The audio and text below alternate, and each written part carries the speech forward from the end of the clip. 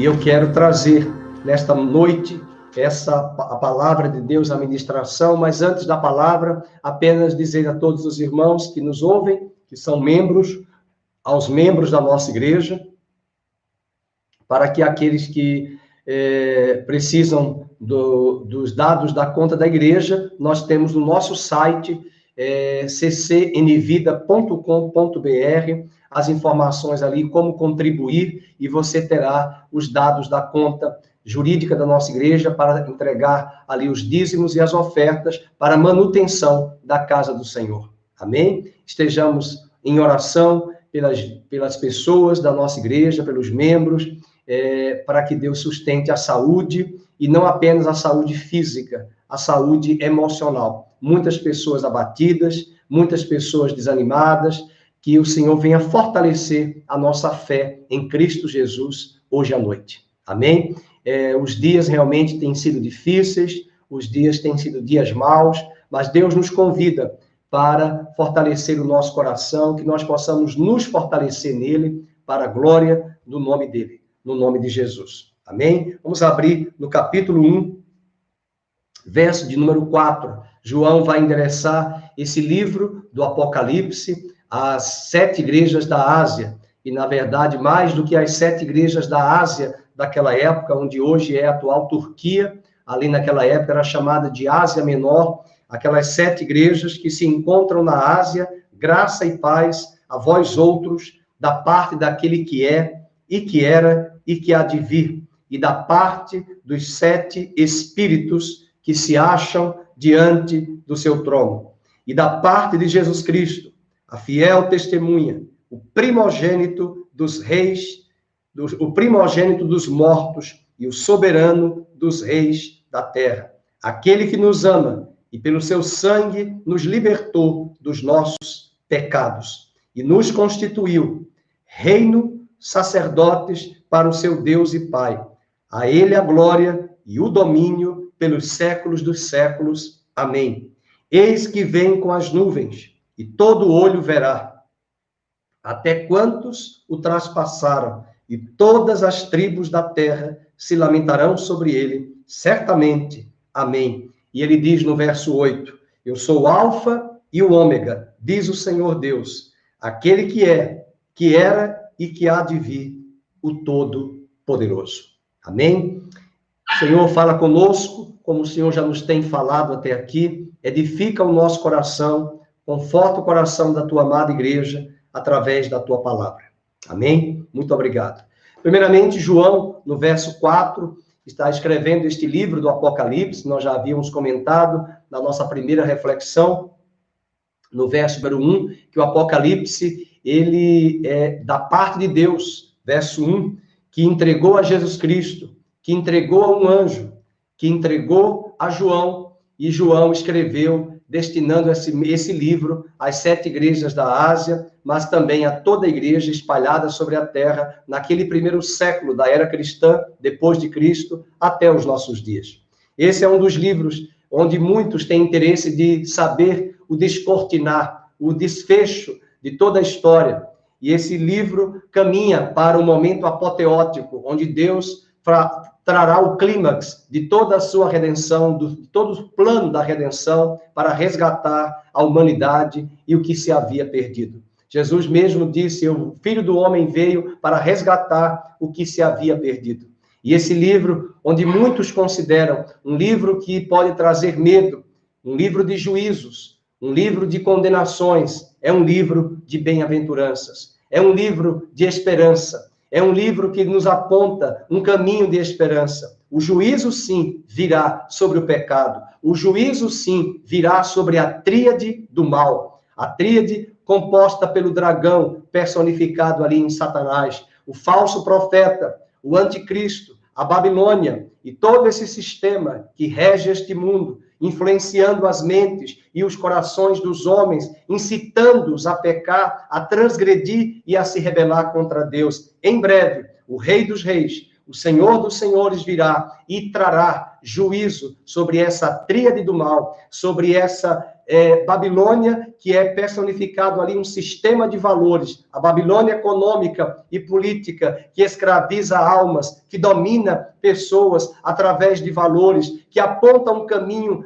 contrário aos valores do reino de Deus, mas também a Babilônia religiosa, o cristianismo camuflado, o cristianismo sem compromisso, o cristianismo que não é leal a Deus, um cristianismo muito mais pautado no humanismo, muito mais pautado no imediatismo da resolução das coisas terrenas. Essa Babilônia religiosa também receberá o juízo, e é por isso que o livro do Apocalipse não pode ser acolhido pelo seu coração como um livro de medo, um livro de pavor, um livro de angústia e desespero, não. Esse é um livro das bem-aventuranças. Bem-aventurados aqueles que leem, bem-aventurados aqueles que ouvem e bem-aventurados aqueles que guardam as palavras das profecias deste livro. Que o seu coração seja encorajado, que o seu coração seja fortalecido nestes dias maus, nestes dias difíceis, tendo esperança de que o Senhor da história é o Senhor do universo. Ele tem a última palavra, ele é o alfa,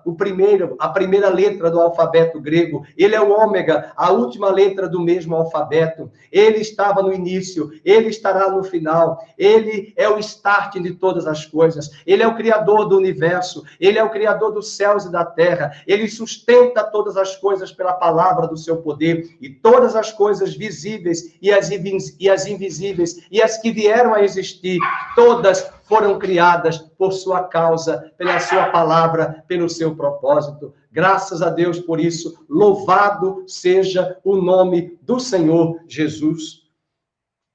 Diz o verso 4, João, as 7 igrejas que se encontram na Ásia. É bem verdade que esse livro chega às igrejas da Ásia, as 7 cartas endereçadas respectivamente à igreja de Éfeso, de Esmirna, de Filadélfia, de Laodiceia, de Sardes, todas estas igrejas, mas também o conteúdo destas cartas tem muito a ver com a igreja contemporânea. Durante cada geração, cada século, cada era da história da humanidade, desde os dias em que Cristo veio, cada geração precisa ouvir essas mesmas mensagens, essas mesmas cartas, porque ao longo da Igreja Universal de Cristo, espalhada por sobre a terra, todas estas igrejas, elas podem ser vistas em cada uma dessas 7 igrejas. A igreja do Senhor, ela pode ser vista em cada uma dessas 7 igrejas. De fato, elas não representam um período da história da igreja, não. Pelo contrário, ao longo da caminhada da igreja, é possível que tal igreja local seja a igreja de Laodiceia, que a outra igreja tal seja Sardes, que a igreja Y seja a de Filadélfia, e não um período da história da cristandade, porque essa é a visão dispensacionalista, uma visão contrária às escrituras sagradas, em função daquele comentário da Bíblia anotada de Scofield, nos Estados Unidos, trazendo a distorção, trazendo uma visão dispensacionalista e limitando Deus em sua ação e em sua obra.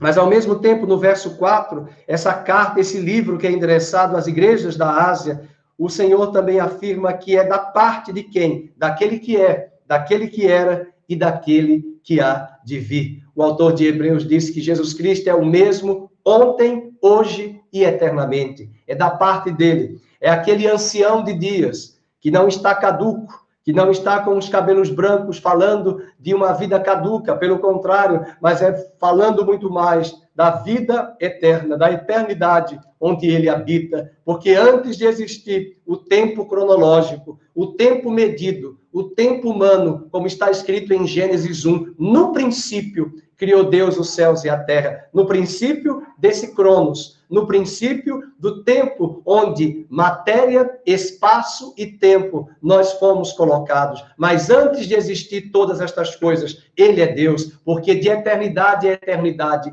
ele é Deus. E o autor do Apocalipse, João, diz, é daquele que era, é daquele que é e daquele que há de vir da parte dos 7 espíritos que se acham diante do seu trono. É uma grande curiosidade esses 7 espíritos. Deus não tem 7 unidades. Não existem 7 unidades, 1, 2, 3, até chegarmos ao número 7, 7 espíritos. Mas o número 7 na Bíblia fala da totalidade de Deus, da plenitude de Deus. E é por isso que lá no capítulo 5, o Cordeiro de Deus, ele tem 7 olhos, ele tem 7 espíritos e ele tem 7 chifres para mostrar chifre da onipotência, olhos da onisciência e 7 espíritos da onipresença. Ele é onipresente, ele é onipotente, ele é onisciente. Dos 7 espíritos que se acham diante do seu trono. E esse espírito que é onisciente, que sonda o nosso coração, ele está aí com você. Você que está perguntando qual a razão de eu estar parado, ouvindo esta palavra, sentado neste lugar, Deus quer falar ao seu coração. Deus quer ministrar ao seu coração. Deus tem uma palavra para a sua vida. Não importa a circunstância que você esteja vivendo hoje, não importa os anos até aqui vividos, não importa a idade, não importa o lugar, não importa a circunstância de opressão, de angústia, de desespero, de morte, nada separará você do amor de Deus que há em Cristo Jesus. Deus é amor. E ele se revela no meio desses momentos até difíceis da nossa vida, quando muitas vezes ele gostaria de se revelar a cada um de nós, ao nosso coração, em momentos em que nós estávamos tão bem, mas o nosso coração muitas vezes se fecha, é endurecido, arrogante, autossuficiente, independente. E Deus muitas vezes se utiliza da sua vontade permissiva para permitir tais circunstâncias, tais situações, tais privações, para que a humanidade perdida, desregrada, sem Deus, possa ter a oportunidade de dar ouvidos à sua voz, render-se a Ele, quebrantar-se diante dEle. E eu quero crer que você que está aí nos ouvindo, assistindo a este culto, participando deste culto, cultuando a Deus, o Espírito do Senhor é sobre a sua vida. O Senhor quer se revelar. Não endureça o seu coração. O testemunho do Espírito está na igreja. A palavra de Deus diz que o Espírito Santo é o Espírito da verdade. Ele convencerá o homem do pecado, da justiça e do juízo. O Espírito Santo veio para glorificar a Cristo. O Espírito Santo, ele não é visto, ele não é visível, mas ele toca os nossos corações, ele aquece os nossos corações, ele nos convence, ele mostra aonde erramos, ele mostra as nossas falhas, ele mostra aonde temos cometido erros, ele mostra. O Espírito Santo, ele não nos acusa, ele nos convence. O Espírito Santo é uma pessoa. Jesus falou acerca dele, dizendo, quando o Espírito da verdade vier, ele vos fará lembrar de todas as coisas que eu vos tenho ensinado. Quando o Espírito da verdade vier, ele convencerá o homem do pecado, da justiça e do juízo. Não rejeite o Evangelho, não despreze o Evangelho em função de pessoas, não generalize a cristandade, não generalize as pessoas da cristandade em função de erros ao longo da história. Todos os lugares em onde existia a natureza humana, aonde estiver a natureza humana, haverá falhas, haverá limitações, haverá privações. Não fuja de Deus se autodesculpando em função dos erros dos homens, dos erros de terceiros, até mesmo dos erros da própria cristandade, que durante a história da sua caminhada cometeu erros severos. Mas Deus, ele olha para cada um de nós, ele olha para a sua igreja universal, espalhada por sobre a terra, e ele olha o coração. Ele sonda o coração de cada um dos seus filhos e cada uma de suas filhas. E assim, nesta noite, eu quero crer que esse Espírito da verdade, os 7 Espíritos de Deus, da onipresença de Deus, chega hoje à sua vida, ao seu lar, à sua casa. Você que está chorando, orando pelos seus familiares, clame a Deus, Senhor, eu estou aqui, mas aonde a minha filha estiver, o meu filho estiver, o meu marido, a minha esposa, que o teu Santo Espírito possa convencê-lo da verdade, que o teu Santo Espírito possa mostrar, que gerar sobre esta pessoa uma busca, um desejo intenso de conhecê-lo, que o Senhor realize agora esta obra na sua vida. Oh, que o Senhor use, através desta palavra, do Espírito da verdade, o Espírito que chora e geme em nós com gemidos inexprimíveis. o Espírito que nos ajuda a interceder, porque nós não sabemos orar como convém. Nós não sabemos orar, nós não sabemos interceder, mas o Espírito Santo nos ajuda. Ele não é o espírito do engano, ele não é o espírito da mentira, ele não é o espírito da arrogância, ele é o espírito da verdade. Ele é o próprio Espírito de Cristo em nós. E ele chega ao seu coração. Quantas vezes nós podemos rejeitar oportunidades da palavra, de alguém que prega o Evangelho, a Bíblia, como eu mesmo, que endureci o meu coração durante anos na minha adolescência, me auto-justificando através das minhas práticas religiosas, mas o meu coração era duro e autossuficiente, mas a graça de Deus se revelou. O Evangelho de Deus chegou ao meu coração. O Evangelho foi revelado, como o apóstolo Paulo diz, o Evangelho foi revelado a mim, a graça de Deus se revelou, e o Espírito Santo, ele usa a pregação do Evangelho. Quando o homem, uma mulher, prega o Evangelho, apresenta um texto das Escrituras Sagradas e aponta sobre Cristo Jesus e fala sobre a obra redentora de Cristo na cruz, é nessa hora que o Espírito Santo entra e convence o coração do ouvinte, do pecador, e convence este homem, esta mulher, do pecado, da justiça e do juízo. Deus é onipresente, Deus está presente. É o texto que diz no verso 4, da parte dos 7 espíritos que se acham diante do seu trono. E eu quero falar hoje sobre essa introdução dessa carta, desse livro do Apocalipse, mostrando sobre a pessoa de Cristo Jesus. No verso 5, e da parte de Jesus Cristo, a fiel testemunha. E da parte de Jesus Cristo. Eu vou colocar a palavra, como diz no original, e a parte de Jesus, o Cristo. Porque há muitos que pensam que Cristo significa um sobrenome de Jesus, como o meu sobrenome é Oliveira. Mas a verdade é Jesus o Cristo, porque ele é o enviado. Cristo, em hebraico, é a palavra Machia. Yoshua é o nome de Jesus em hebraico, Hamashia, o Messias, e Messias é ungido. E ungido, na perspectiva judaica, é aquele que é enviado. Jesus foi enviado por Deus. O Evangelho de João, que é o Evangelho que todo neófito, todo novo convertido, assim que chega a Cristo, ao Evangelho, ele deve ler esse Evangelho. E por muita curiosidade, você pode ler essa semana em casa o Evangelho de João e marcar no seu Evangelho, na sua Bíblia, quantas vezes João, o evangelista, escreve o Evangelho, as palavras de Jesus dizendo inúmeras vezes, porque o Pai me enviou. Ele foi o enviado.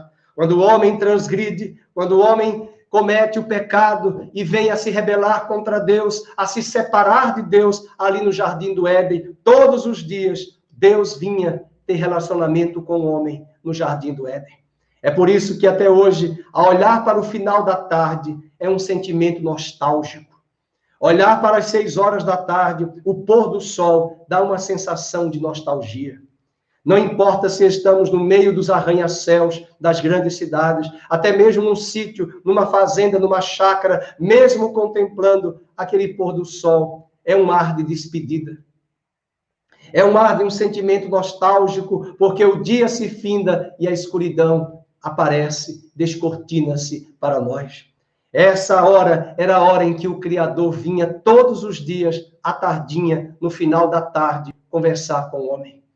Era nesse horário, era nesse momento que o Criador vinha se relacionar com a sua criação. Conversar com o homem e a mulher que foram criados à sua imagem e à sua semelhança. Por incrível que pareça, esta é a hora em que os homens voltam dos seus trabalhos para as suas casas, mas também é a hora que os animais regressam para os seus ninhos. E como diz no interior, as galinhas e os passarinhos sempre dormem mais cedo. É a hora em que eles retornam para a sua casa. É a hora que eles vão descansar. Esta era a hora que o novo dia começava. Todos os dias na Bíblia, lá no livro da criação, no livro de Gênesis, diz: e foi o primeiro dia, tarde e manhã. E foi o segundo dia, tarde e manhã. E foi o terceiro dia, tarde e manhã. Os dias não começam de madrugada, os dias começam ao final da tarde, na viração do dia. Este era o propósito de Deus. Este era o momento em que Deus vinha se revelar à criação, ter relação com a criação, com homens e mulheres criados à sua imagem e à sua semelhança. E é nessa hora que Deus instaura um plano redentor. Após a queda, Deus toma a iniciativa. Adão foge, Adão se esconde, Adão reconhece as suas fraquezas, ele agora reconhece o pecado, a sua natureza débil, frágil, e ele se esconde. Ele tem medo de Deus agora, e é Deus que sempre toma a iniciativa, e é Deus quem pergunta: Adão, onde estás? E ele responde: eu tive medo, eu me escondi. E é nessa hora que Deus cria um plano redentor. Ele mata um animal, ele mata um possível cordeiro, um animal, e daquele animal ele toma as vestes e cobre Adão e Eva e rejeita as folhas de figueira que Adão e Eva levantaram e cozeram para se vestir. E Deus rejeita tal vestimenta, apontando para nós que Deus não aceita a nossa justiça própria, mas ele aplica sobre as nossas vidas a sua justiça, a obra da justificação, e ele mola um animal, o sangue daquele animal substitui a vida de Adão e Eva que haviam transgredido, e aquele animal apontava para Cristo, o bode expiatório, o Cordeiro de Deus, que levaria sobre si os nossos pecados, a nossa iniquidade, a nossa natureza, e ao mesmo tempo nos outorgaria as vestes de justiça, de Filho de Deus sobre as nossas vidas, assim como aquela pele do Cordeiro cobriu aquele corpo de Adão e Eva, e assim como o sangue daquele animal foi derramado para expiar o pecado de Adão e Eva. Isso mostra esse plano redentor, esse plano de salvação, e Deus revela em Gênesis 3,15 a grande promessa que o descendente da mulher pisaria a cabeça da serpente, o descendente da mulher apontando para Cristo, que na plenitude dos tempos viria, porque ele é da parte de Deus, Jesus Cristo, Jesus, o enviado, o Cristo, o Messias, que seria enviado por Deus. E o próprio Jesus fala no Evangelho de João, porque o Pai me enviou, o Pai me enviou, o Pai me enviou. Por diversas passagens do Evangelho de João, João referenda: eu sou o enviado do meu Pai. Ao mesmo tempo que ele foi enviado, ele termina o Evangelho de João no capítulo 20, dizendo: e como o Pai me enviou, eu também vos envio. Eu envio vocês. E é por isso que a igreja é também chamada apostólica, porque apóstolo quer dizer o enviado, aquele que é enviado às nações para ser uma testemunha fiel aqui nesta terra. E veja o versículo 5, da parte de Jesus Cristo, a fiel testemunha, todo o seu ministério aqui nesta terra, o ministério terreno, ele foi fiel a Deus. Ele submete-se a Deus, ele honra ao Pai em tudo. Ele toma e inicia o seu ministério sendo batizado nas águas, sendo revestido da autoridade e do poder de Deus, habilitado pelo Espírito Santo para ser uma carta viva, para ser um testemunho. Ele mesmo entendeu que o seu chamado era dar a sua vida por nós. Ele mesmo entendeu que ele veio aqui nesta terra não para constituir uma família, não para ter filhos. Ele entendeu e teve um senso de vocação, um senso de missão, e a sua missão era dar a sua vida por todos os homens. Morrer naquela cruz. É bem verdade, hoje, quando nós celebramos a mesa do Senhor, ele foi à mesa com os apóstolos e disse: muito me alegro em participar convosco desta mesa. Ele bebe do cálice com muita alegria. E este cálice, diz ele, é o meu sangue que vai ser dado por vós. Mas uma hora depois, após esta liturgia e esta mesa, ele se dirige ao jardim do Getsemane, ali de madrugada, pede suporte aos seus discípulos Pedro, Tiago e João, que estavam cansados e dormiam, e ele se afasta para um tempo de oração com Deus no jardim do Getsemane, que era um lugar comum dele frequentar e fazer suas orações. Mas a Bíblia diz que angústias e pavor de morte vieram sobre ele. Ele sente as dores, as angústias da sua alma de ter que, lá na cruz, se separar de Deus, tomando o nosso lugar. Éramos nós que estávamos separados. Éramos nós que estávamos separados. Era nós que estávamos separados, corrigindo, que estávamos separados da cruz, da comunhão com Deus. Era cada um de nós que estava separado da comunhão com o Senhor, mas lá na cruz, lá no Calvário, ele diz: Deus meu, por que me desamparaste? Deus meu, por que me desamparaste? Ele nunca se separou do seu Pai. Ele nunca perdeu a comunhão com o Pai. Mas por ele ter tomado naquela cruz a nossa natureza, a nossa vida, ele morre uma morte vicária. Vicária, em latim, quer dizer substitutiva. Ele nos substituiu. E naquela cruz, quando ele diz: Pai, por que me desamparaste? Deus não tem comunhão com o pecado. Deus não tem comunhão com a iniquidade. Ele se torna iniquidade. Ele se torna pecado em nosso lugar. Ele se separa de Deus para que eu e você fôssemos reconciliados. Ele se torna morte para que eu receba a vida. Ele se torna maldição para que recebamos a bênção. Ele se torna injustiça para que recebamos a justiça. Ele se torna separado para que fôssemos reconciliados.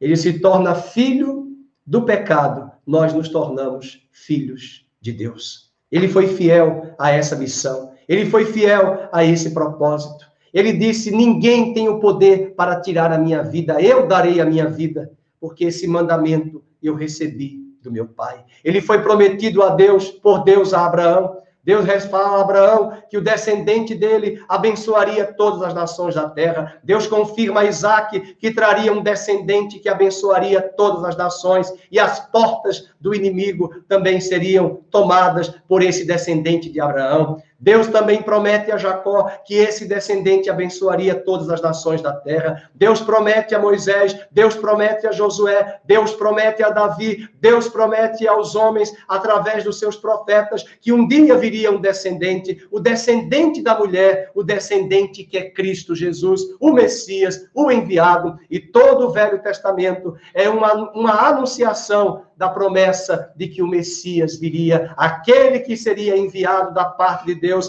aquele que foi gerado ali, aquele que já existe desde a eternidade e que foi gerado no ventre de Maria, um corpo para ele habitar. Ele sempre existiu. Ele era o Verbo, o Logos, a palavra viva. Todas as coisas foram feitas por meio dele, e nada do que foi feito, tudo veio a ser criado por causa dele. Ele é a própria palavra, ele é o próprio Verbo, ele é o próprio Logos. E todas as vezes que lá em Gênesis disse Deus, quem falava era o Verbo, o Filho de Deus. E é esse Verbo que lá na eternidade disse uma vez para o Pai: eu irei salvar a humanidade. Eu darei a minha vida. Pode criar o homem à sua imagem e à semelhança. E mesmo que esse homem falhe, mesmo que esse homem transgrida, mesmo que esse homem se rebele, eu darei a vida. Eu tornar-me-ei homem, eu serei, tornar-me-ei o Verbo que se fará carne, e eu darei a minha vida para resgatar tudo que se havia perdido, tudo que se havia destruído. Eu resgatarei, eu assumirei, mas também eu ressuscitarei, e eu serei o primogênito dentre os mortos, as primícias da ressurreição, e eu serei o cabeça de uma nova raça, o cabeça de uma nova criação. Eu serei o último Adão, e aquilo que o primeiro Adão destruiu, aquilo que o primeiro Adão corrompeu, o último Adão restaurará todas as coisas e resgatará. Ele foi enviado com esta missão, ele foi enviado com este propósito, ele foi enviado da parte de Deus, ele é o enviado às nações, ele é o ungido prometido, e a palavra Messias, Cristo, significa ungido, o enviado da parte de Deus. Louvado seja o nome do Senhor por estas verdades que devem ser anunciadas num dia como hoje, da mesa do Senhor.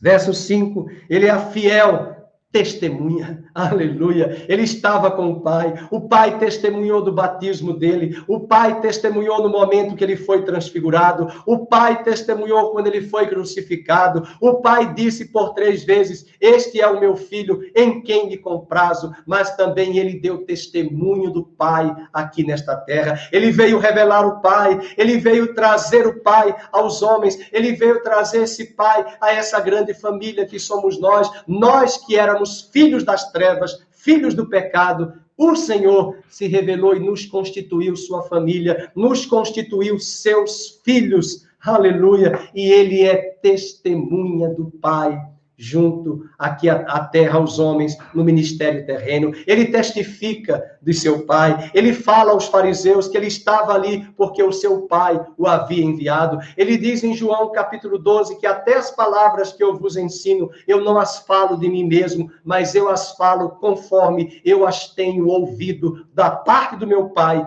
que me enviou, porque ele é a testemunha fiel. Aleluia. Ele é a testemunha. Ele esteve diante do Pai na eternidade, antes de existir Adão, antes de existir a criação, antes de existir céus e terra, antes de existir o princípio deste mundo terreno que nós habitamos, deste mundo visível. Ele já era testemunha com o Pai. Ele já estava com o Pai e a testemunha fiel disse, eu confirmo, eu concordo, eu ratifico, eu selo, eu confirmo toda a obra da criação, mas também eu confirmo como testemunha a obra da redenção, que eu mesmo darei o starting, eu mesmo resgatarei, eu mesmo tornar-me-ei homem, porque eu sou a testemunha fiel de todas as coisas. Desde a eternidade eu sou essa testemunha fiel.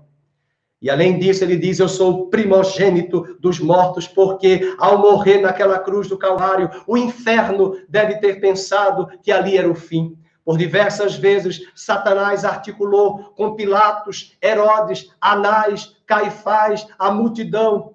E tantos homens e mulheres e personagens foram articulados pelas trevas para dar a sentença de morte sobre o Filho de Deus. Mas ele vai para a cruz. É uma morte voluntária. É uma morte entregue ali, entregando a sua vida por nós naquela cruz consciente. Até mesmo o centurião romano, ao provar como testemunha da sua morte, bateu no seu peito e disse, verdadeiramente, este era o Filho de Deus, porque os romanos estavam acostumados a ver uma morte minguante, míngua ali na cruz do Calvário, quando os homens eram levados àquela cruz, mas ainda naquela cruz, ele tem a capacidade de dizer com toda a força, com todo o poder, Pai, nas tuas mãos, eu entrego o meu espírito, ele entrega a sua vida, ele é o Cordeiro de Deus, ele é o bode expiatório, ele levaria sobre si o pecado da humanidade, ele levaria sobre si a iniquidade da raça humana, ele levaria sobre si toda a condenação, mas ao morrer, ele foi sepultado e durante aqueles 3 dias e 3 noites, ele esteve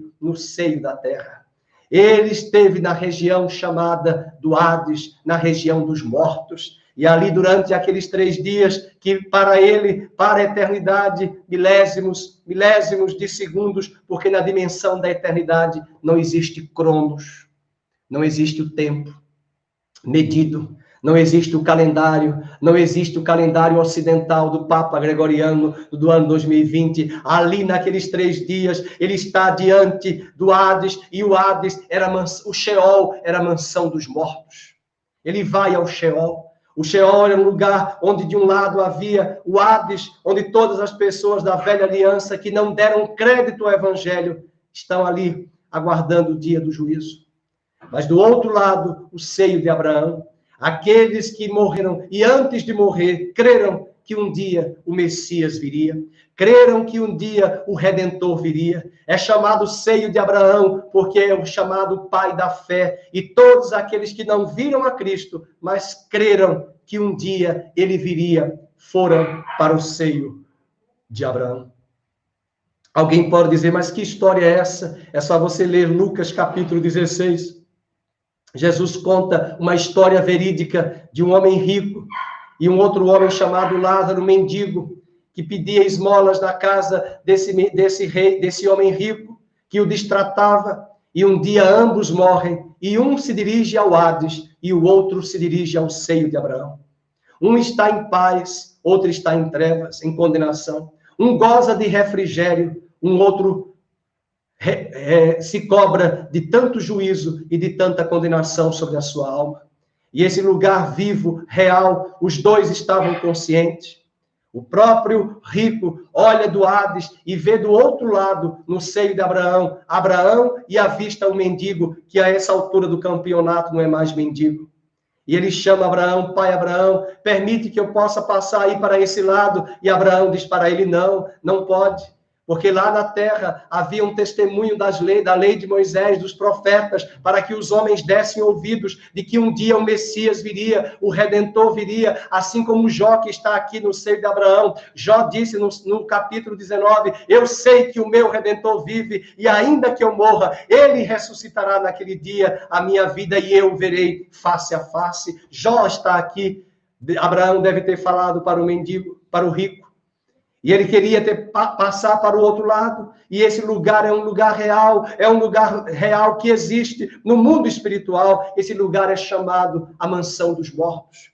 Até mesmo nós que viemos de herança católica romana, na própria liturgia da missa, nós temos ali o credo apostólico até hoje, que não é um credo de uma reza, é um compêndio de doutrinas cristãs naquilo que nós cremos. Creio em Deus Pai Todo-Poderoso, e em Jesus Cristo, seu único Filho, que nasceu da Virgem Maria, que padeceu sob Pôncio Pilatos, que foi crucificado, morto e sepultado, que desceu à mansão dos mortos. Ele desceu à mansão dos mortos. A própria Igreja Católica sabe disso, que ele desceu à mansão dos mortos, ele foi ao Sheol, e lá no Sheol ele chegou a Satanás, no portão do Hades, e disse, dá-me aqui a chave.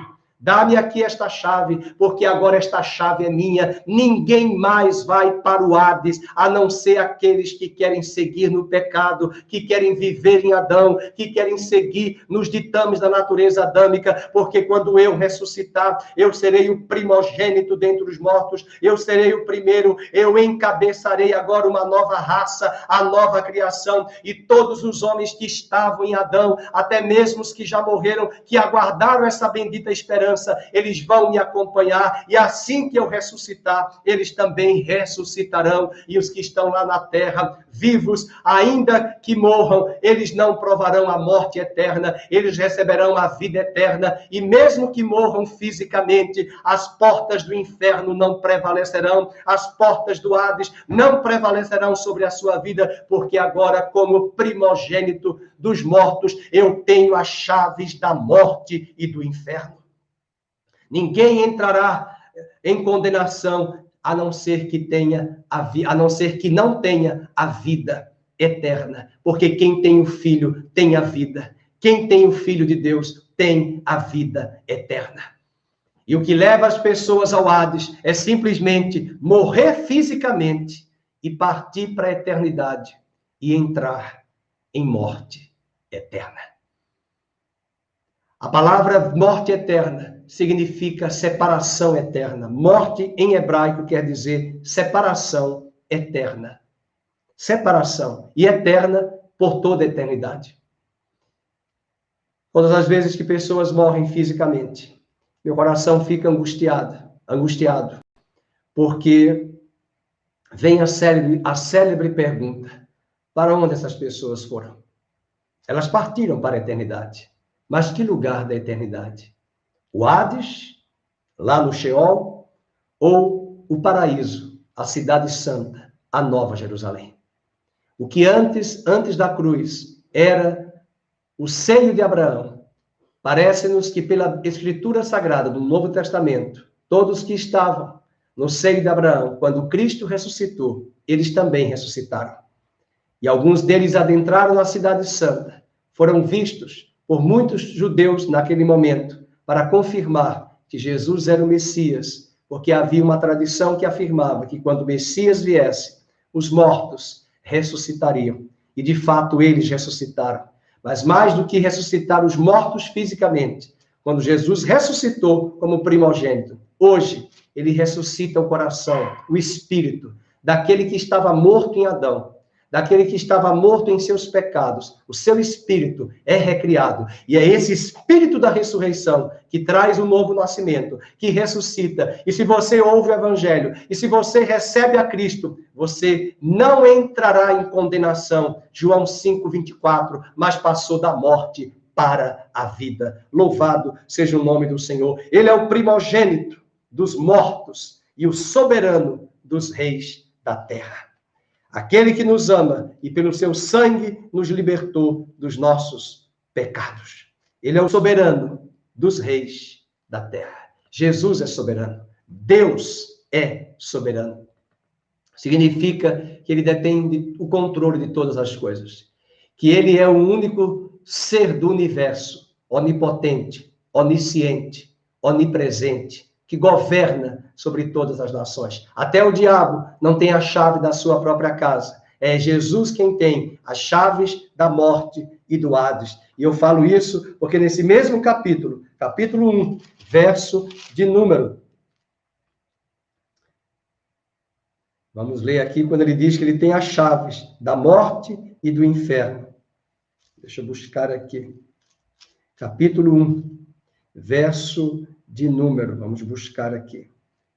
Está aqui, versículo 18. E aquele que vive, e estive morto, mas eis que estou vivo pelos séculos dos séculos, e tenho as chaves da morte e do inferno.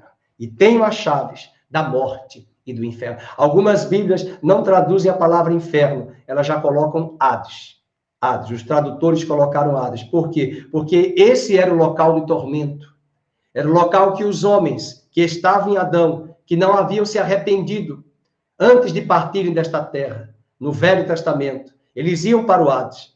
Mas havia aqueles que criam na promessa que Deus deu em Gênesis 3,15, na promessa que Deus falou a Abraão, na promessa que Deus falou a Isaac, a Jacó, a Davi. Esses homens seguiram as pisaduras de Abraão, que pela fé foi justificado, esperando um dia a vinda do Messias. E eu quero dizer hoje à noite, ele veio, ele está aqui, ele já veio na sua primeira vinda, ele voltará, e na primeira vinda ele veio como ovelha muda para o matadouro, ele veio como cordeiro mudo para o matadouro, mas agora ele virá como leão, e leão é o animal representado simbolicamente como um animal que governa, é o rei da floresta, é o rei dos animais selváticos, e é esse leão da tribo de Judá que virá como soberano, e todo joelho se dobrará, e toda língua confessará que ele é o Senhor, ele é Kyrios, a palavra que quer dizer Senhor, que governa, que é soberano sobre todas as nações da terra, que ele controla toda a história do universo, a história dos homens, a história das nações, a história dos impérios, a minha vida, a sua vida, ele controla, ele tem tecido a história da humanidade, ele tem criado, ele criou Babilônia, e disse Babilônia, a Babilônia, você é minha serva, você é o meu martelo. Depois ele levanta o Império Medo-Persa e diz, eu vou usar o Império Medo-Persa para destruir o martelo da Babilônia, porque Babilônia foi sagaz, Babilônia foi má,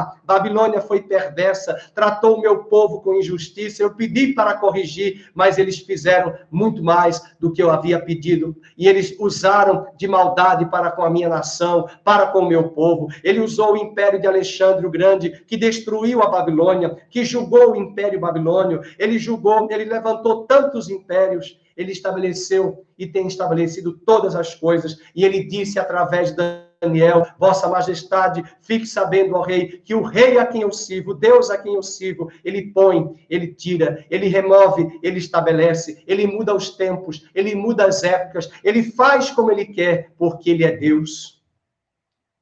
E nós devemos ter temor e temor diante de Deus, diante da sua palavra. É da parte do soberano dos reis da terra, aquele que nos ama, aquele que, pelo seu sangue, nos libertou dos nossos pecados. E eu finalizo dizendo, e ele nos constituiu, após a sua morte, após a sua sepultura, após a sua ressurreição, ele nos constituiu reino e sacerdote. Para o seu Deus e Pai, a ele a glória e o domínio pelos séculos dos séculos. Amém. Todos os reis vinham da tribo de Judá, da dinastia. A tribo de Judá é de onde o nosso Salvador veio. é de onde o nosso Salvador emergiu. E ele foi constituído rei dos judeus naquela cruz do Calvário. Mas, ao mesmo tempo, esse governo dele sobre a nação de Israel, ele haveria de chamar os gentios, as nações da terra, que estariam agora na sua eclésia, na sua igreja. E para o apóstolo Paulo, a igreja, em Efésios 2, é a junção de judeus e gentios, convertidos, agora constituídos igreja. E essa igreja, ela foi chamada para reinar e governar, porque ela é a rainha, ela é a Nova Jerusalém. E ela, juntamente com Cristo, ela está assentada com Cristo nas regiões celestiais, acima de todo principado, acima de toda potestade, falando-nos de uma autoridade espiritual, de um mundo que hoje não é visível, mas um dia tornar-se-á visível. A igreja está reinando, a igreja está assentada com Cristo nas regiões celestiais, e todos os reinos deste mundo, da França, dos Estados Unidos, do Brasil, da Alemanha, todas as nações da terra entregarão seus reinos, seus principados, suas potestades, seus governos serão entregues às mãos do ancião de dias e do Cordeiro de Deus. E naquele dia o reino deste mundo será entregue a Deus o Pai, e esse reino será restaurado. E um só será o Senhor, e um só será o Rei sobre toda a terra. E a igreja foi chamada por Deus para governar, para reinar com ele sobre todas as nações da terra. Esse reino ainda é um reino invisível, mas um dia, a igreja, se tornará um reino visível. Não se deixe levar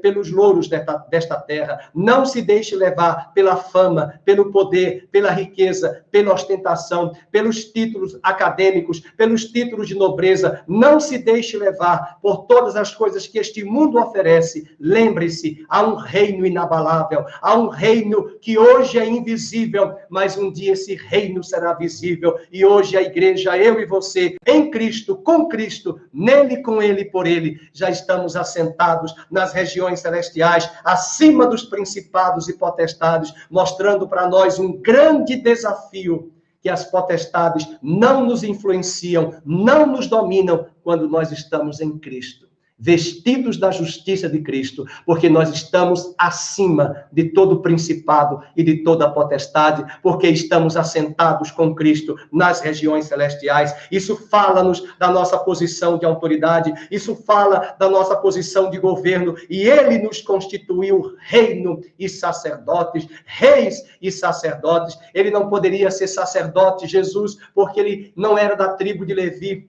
Nós não somos da tribo de Levi, nós somos brasileiros, nós não somos israelitas da tribo de Levi, mas o autor de Hebreus diz que ele não viria da tribo de Levi, porque ele é da tribo de Judá, mas ele teria um sacerdócio segundo a ordem de Melquisedeque, e ele se assentaria no trono, e Deus entregaria para ele o reino, e diria: assenta-te no trono, porque tu és sacerdote para sempre, segundo a ordem de Melquisedeque. E Melquisedeque, como foi dito hoje de manhã pelo pastor Felipe, segundo a carta do autor de Hebreus, nos diz que ele era rei de justiça e rei de Salém. Rei de justiça e rei de Salém. Melquisedeque, Tsidkenu, a palavra hebraica que quer dizer justiça, mas ele era rei de paz e rei de justiça, Melquisedeque. E é interessante que é a primeira vez que aparece na Bíblia a menção da cidade de Jerusalém, Salém. E foi lá em Gênesis 14, diante de Melquisedeque, que Abraão recebe pão e vinho do sacerdote Melquisedeque.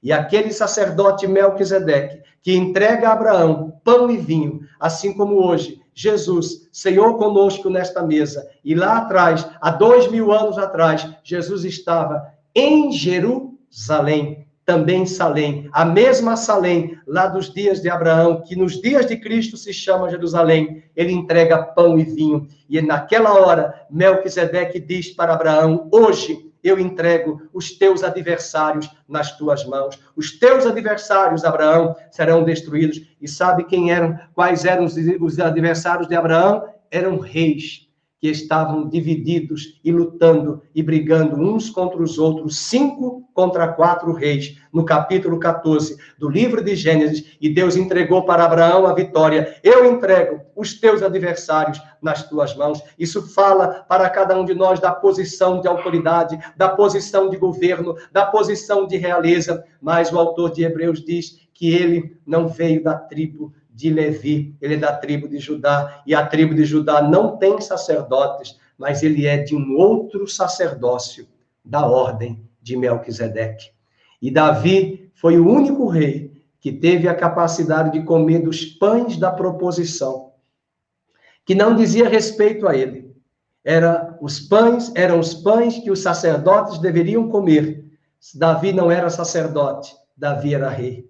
Davi come do pão como se fosse um sacerdote, e Deus não traz juízo algum sobre isso, porque Davi era um homem segundo o coração de Deus. Deus derramou sobre ele a sua graça, e além disso, Davi levantou um tabernáculo, chamado Tabernáculo de Davi, 24 horas. Ele recrutou levitas da tribo de Judá, da tribo de Levi, para louvar ao Senhor 24 horas ininterruptas. E ao mesmo tempo que o tabernáculo de Moisés existia para os sacrifícios de expiação de pecados, concomitante, existia o tabernáculo de Davi, e diariamente, hora após hora, um turno de levitas fazia revezamento para louvar a Deus 24 horas. E quando a igreja começou, no livro de Atos dos Apóstolos, e os gentios começaram a se converter, o evangelista Lucas, que escreve o livro, vai nos dizer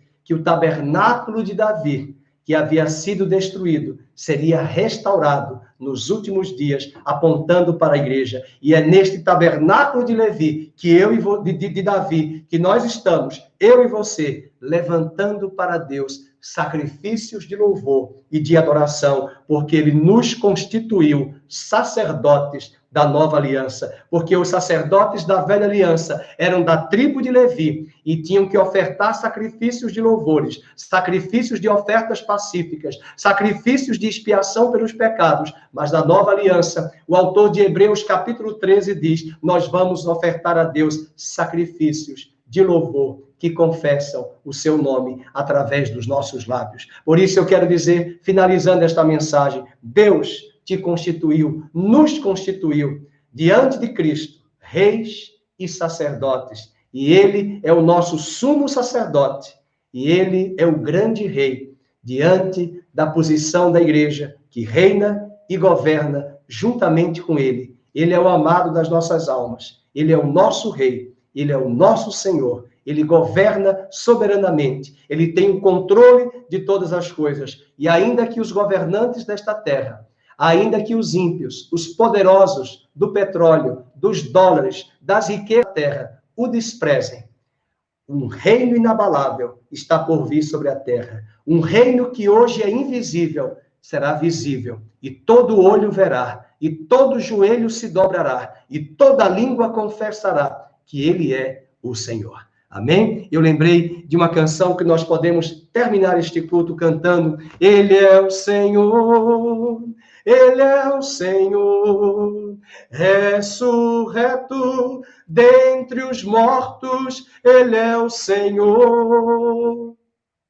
Todo joelho se dobrará, toda língua confessará que Jesus Cristo é o Senhor. Ele é o Senhor, Ele é o Senhor, ressurreto dentre os mortos, Ele é o Senhor.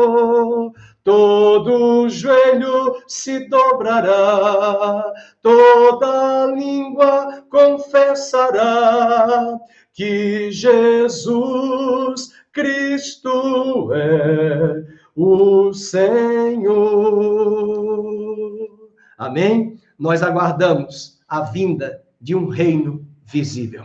Mas não se esqueça, nós somos reis e sacerdotes. Nós estamos governando com ele, acima de todo o principado, de toda a potestade, de todas as hostes do inferno. que influenciam esta terra. Nós estamos acima de todo principado e potestade, porque essa é a posição que ele nos outorgou, nos confiou para reinarmos e governarmos. E eu espero que não sejam as potestades, os principados que governem jamais a sua vida, a minha vida e a igreja. A nossa mente é a mente de Cristo. A nossa vida é governada pelo cabeça que é Cristo. E ainda que os principados incitem os homens e as nações e governem sobre os homens, como diz Efésios capítulo 2, verso 1 ao 3, em Cristo, nós somos nova criação. Em Cristo, nós temos um novo cabeça. Em Cristo, nós temos uma nova regência. Em Cristo, nós temos um novo governo. E a fiel testemunha, o primogênito dos mortos e o soberano dos reis da terra, nos constituiu reino e sacerdote. Tem até uma música bem antiga que diz: e nos constituíste reino e sacerdotes para Deus, Jesus, Jesus, Jesus,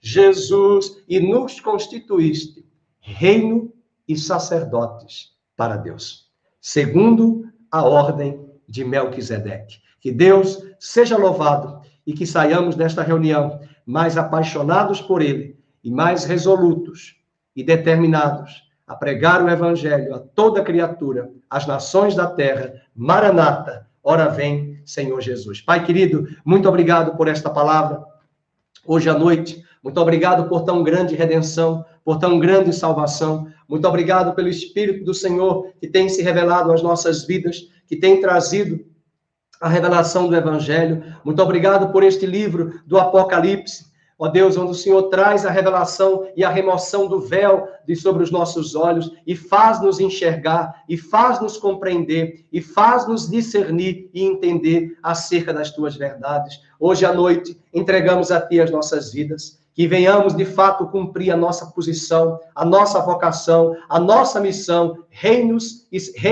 e sacerdotes, que possamos governar com maestria, governar não segundo os nossos ditames, governar com os teus ditames, governar com os teus conhecimentos, o teu conhecimento, com os teus preceitos, que nós possamos estar de fato acima de todo principado e potestade, onde as trevas não nos governarão, não nos incitarão, porque é o Senhor que nos conduzirá em triunfo, porque agora, pela igreja, a multiforme sabedoria de Deus será revelada diante dos principados e potestades através da nossa posição espiritual em Cristo. Ajuda-nos nesta noite. Ajuda-nos nesta noite, fortalece a tua igreja brasileira, fortalece cada coração aqui presente, fortalece e reveste a igreja de autoridade, de ousadia, de entendimento, de discernimento, de intrepidez. Capacita hoje a tua igreja, vem uma unção de renovo sobre a tua igreja, venha fortalecer a fé da igreja brasileira, venha fortalecer a fé de cada um dos nossos irmãos, e a nossa fé tem um fundamento, e o fundamento é a palavra de Deus, é Cristo Jesus, o nosso fundamento. Portanto, nós queremos conhecer ao Senhor e prosseguir em conhecer ao Senhor, conhecer o teu caráter, conhecer a tua grandeza, conhecer a tua soberania, conhecer o teu poder, a tua autoridade, para que não venhamos fazer jamais estragos, mas venhamos governar com Cristo, com excelência, com sabedoria, todas as áreas da nossa vida, e aonde quer que estejamos, possamos ser tuas testemunhas, tua boca, teu testemunho vivo aqui nesta terra. Que o Senhor vos abençoe e vos guarde, que o Senhor faça resplandecer o seu rosto sobre cada um de vós, e sobre cada um de vós o Senhor levante a luz do seu rosto e vos dê a paz, no nome de Jesus.